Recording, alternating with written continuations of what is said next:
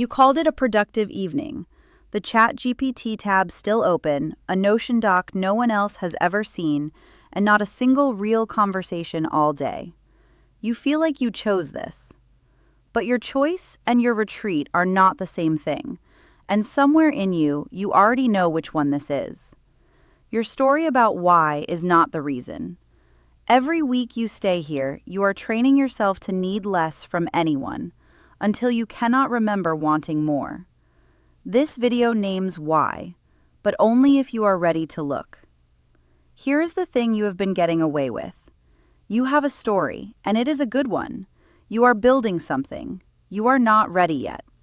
After your income is real, after your project proves itself, after you have something to show for all of this, then comes the time for people, for relationships, for showing up anywhere outside this room. It is a completely reasonable story. But that time is not coming, and you sense it. The problem is that it is not actually a choice. It is a costume retreat wears when it needs somewhere to hide. Does that voice in your head sound more like discipline or more like relief that you do not have to try? Because you cannot tell the difference anymore, can you? The Shopify dashboard glowing at midnight, the Notion doc no one else has ever seen. At some point, the building stopped being the path toward a life and quietly became a replacement for one. The gap between you and everyone else has been widening, and you have been calling it focus. So if this is ambition, why does it only ever point away from people? You have a name for what has been happening to you, and it is called Rationalization-Driven Avoidance. Research shows that you construct elaborate justifications after emotional withdrawal. The story arrives after your retreat, not before it. And the name alone should make something in you uncomfortable.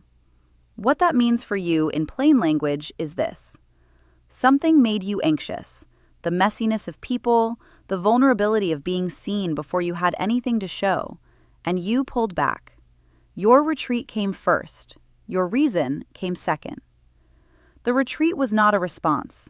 It was a decision you never admitted making. And because your reason sounds so convincing, because it maps so cleanly onto your identity as someone serious and intentional and building toward something real, your original anxiety never gets touched.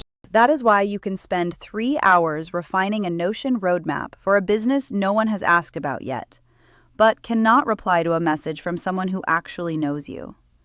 You cannot fix what you cannot see, and you have been looking at the frame so long you forgot there was supposed to be something behind it. And what is behind it is starting to cost you things you cannot get back. By the end of this video, you will have something specific that makes the real thing visible. And once you can see it, it loses most of its power over you. There are 3 specific tools that do exactly that, and they come from peer-reviewed research, not productivity culture. What they reveal about you is not comfortable. The first tool is called the narrative audit, and it comes from a place you would not expect. A 1991 study by Timothy Wilson and Jonathan Schooler at the University of Virginia that set out to understand why people so often feel worse about a decision after they have explained it out loud. What Wilson and Schooler found was this. They asked people to write down the reasons behind a preference they already held. Not to change their mind, just to articulate it. And something strange happened. The moment people put the reasons into words, the feeling underneath started to shift. The explanation and the experience did not match as neatly as the person thought. Seeing the gap on paper weakened the story's grip. The rationalization lost its hold, not because someone argued against it, but because the person had to look at it directly. That is what you are going to do right now. Most people stop here. And the pattern survives exactly because they do. Open a blank document, not later, now, and draw 2 columns.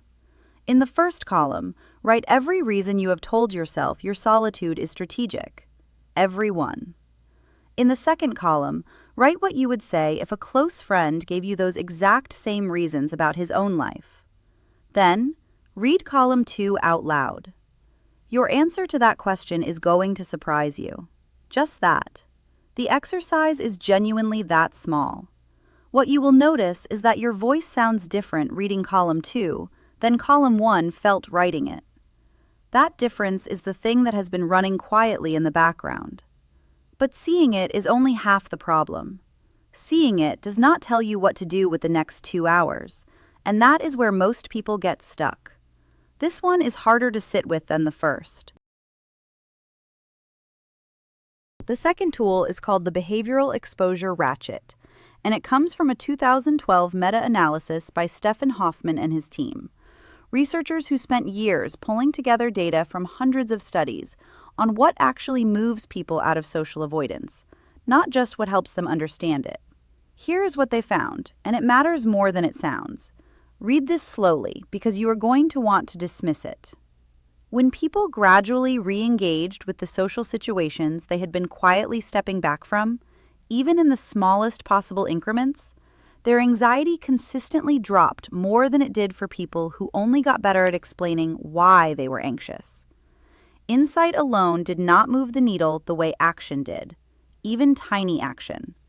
The size of the first step was almost irrelevant. That finding should stop you cold if you were being honest. What mattered was that the loop of avoidance got interrupted, because every time you avoid something, you teach yourself it was worth avoiding. That is the layer the narrative audit cannot reach. And that gap is exactly where most people quietly give up. You can see the story clearly now and still do nothing about it, and the doing nothing is its own instruction to your nervous system. This tool is for that gap. So here's what you do in the next 2 hours. Not tonight, not this week, 2 hours. Find the lowest stakes message you have been sitting on. Not a difficult conversation, not a confession. A reply. Notice the resistance you feel reading that sentence. A voice note to someone you have gone quiet on? Send it before you have time to build a case for why you are not ready yet. That single send will not fix everything, but there is still one more layer most people never touch, and it is the one that determines whether any of this actually sticks. The third tool is called the social forecasting correction, and it comes from research by Nicholas Epley and Juliana Schroeder at the University of Chicago in 2014. What they discovered is almost embarrassingly simple once you see it. What they found exposes something you have been silently depending on being true. When you are put in a situation where you have to interact with a stranger, and you predict beforehand how much you will enjoy it, your prediction is wrong. Consistently and significantly wrong. You dramatically underestimate how good the interaction will feel, every time. And because you keep predicting it will be worse than it is, you keep choosing to avoid it. The bad prediction is the engine keeping the whole pattern running, which means your brain is not giving you accurate information about what connection costs you. It is giving you a forecast that has been wrong, repeatedly, in the same direction. So before tonight ends, write down a number between 1 and 10, your honest predicted enjoyment for one real connection you could make this week related to what you are building. A message to someone in your niche, a voice note to a creator you respect. Your number will be lower than it should be, and that gap is the problem. A call with someone who has built what you want to build. Commit to having it, then write your actual score afterward. The gap between those two numbers is not a curiosity. It is the specific evidence your rationalization cannot survive. You are now someone who audits the story, sends the message, and holds the forecast accountable to reality. Not someone waiting to reconnect once you have made it, but someone who has already decided that the life you are building is something you live now. You came into this feeling like the solitude was a choice you had made deliberately. Something clean, something strategic. And somewhere in the last few minutes, that story got harder to hold. You have something now you did not have before. You have the actual name for what has been happening. Not the easiest one, the one that made you pause. Because if you are watching this and answering that question honestly, you are not waiting for permission to re-engage with your life. You have already decided. The building and the belonging are not two separate seasons. They are the same work.